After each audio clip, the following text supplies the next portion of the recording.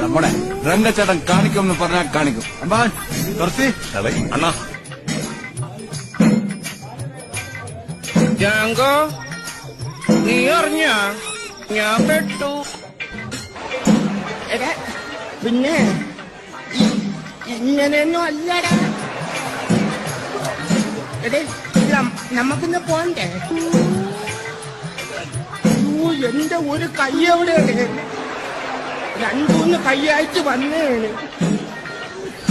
ഇതൊക്കെ ശ്രദ്ധിക്കണ്ടേ? ശ്രദ്ധിക്കുന്നുണ്ടോ?